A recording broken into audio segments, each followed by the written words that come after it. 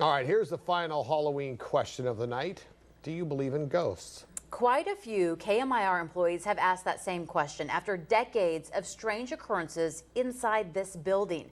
Some say KMIR is haunted. Tonight, we investigate desert spirits. Here's anchor Gloria Rodriguez. We're in the business of telling news stories, but perhaps the story you'll hear the most around KMIR is that of a ghost haunting our building. The story that goes along with the ghost is perhaps as old as whatever may be haunting the building. Tonight, we investigate desert spirits inside the KMIR studios. Is there a little girl here? Do you believe in ghosts? Yeah, I guess I do. So I've seen some weird paranormal things, like in houses that I've rented. Just don't. Just believe in what's natural and what you can see and what's visible to us. I do not believe in ghosts, but I love the stories. Sure. If you believe in the afterlife, if you believe in spirits, I mean, why would you just think we're here immune from other beings? I don't believe in ghosts. I don't believe in that. Still ahead in the KMIR News at 6 in True HD. Many KMIR employees, past and present, say they've felt a presence. A little girl lurking in the hallways of the KMIR building on Parkview Drive in Palm Desert. They say she appears when it's dark and quiet, late at night and early in the morning. KMIR's chief engineer Tim Balint says he's seen something he can't explain. I was always skeptical about ghosts. I've never really experienced anything that could be a ghost. I'm still not 100% sure that I had seen a ghost even that evening, but I saw something that was unusual and was non-explainable to my engineering mind anyway. I was looking down at the desk, I saw an object pass by in the hallway. She was less than 5 feet tall. She had kind of a light brown hair, went down the middle of her back. She was wearing a dress that was kind of puffy on the shoulders. Balint left his office and entered this hallway. He says he then saw a little girl walking down the hall and then turn the corner. But when he got to the other side of the hallway, she was gone, nowhere in sight. There was nothing there, nobody. I walked down to the end just on the chance that somehow she had ran or done something to get out of the way, but there was nobody to be seen. Balint confirmed there were no children in the studios that night.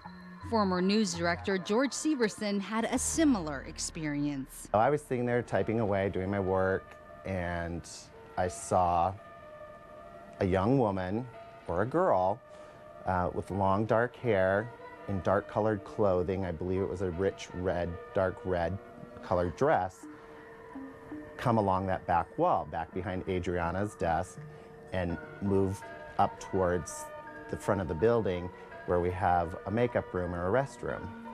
And I said, "Good morning, Adriana." No response. The figure just kept moving very swiftly across the room.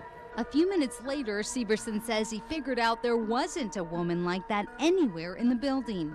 In fact, station employees have described seeing shadows and feeling a cold presence in the building for decades, as far back as anyone can remember.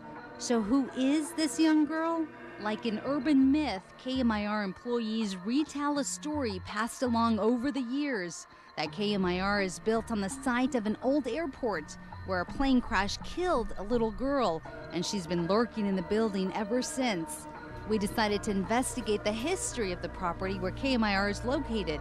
We looked at records from the Palm Desert City Hall, coroner's, and assessor's office. KMIR staff discovered coordinates of the studio showing it could have been part of the Palm Desert Air Park, an airport where the wealthy and famous flew in, dined, and stayed at the resort. I went to the Palm Desert Historical Society. So, Brett, you've been doing some research on our property. Correct. What have you come up with? That it was not there as early as you thought it was. Brett Romer argues KMIR wasn't part of the air park. This is 1952, and here's where the college is going to go, and so KMIR will be right in this area right here. It's not there yet. Aerials show the KMIR building is finally built by 1980. Whether or not KMIR is built over the old air park, a fact remains. We found no records of any air crashes or deaths at all at the Palm Desert Air Park. Whatever did or didn't happen on this property, we wanted to investigate. What's happening in the KMIR building that dozens of employees say they've seen and felt. So we brought in the experts, Synergy Paranormal based in Moreno Valley. The company says it investigates the paranormal with science. Their team spent a night at Kmir with all their tools, devices they say can capture the presence of spirits. This is an EMF detector, and what it does is it detects fluctuations in the electromagnetic field. And any time that there is a presence of an energy, the lights will go off. And the stronger the energy and the closer that energy is to this, the lights will go all the way up to the red. I was here with them, and I saw and heard things I can't explain. Right there. Do you see it? Yep. After a night of investigation, what they found will give you the creeps. Did you hear it? Yeah. Would you like to talk with us? Well, I do believe that you have an actual presence here, and I believe you actually have more than one. The preliminary results are in. The paranormal investigators say Kmir is haunted, and by more than one little girl. There is much more to show from the night of investigation. Tomorrow night at 11, we'll dive deeper into the results, what they found, and let you be the judge on whether you believe. Back to you. I know you don't buy into any of that, but I gotta say, there's a lot out there that we don't know.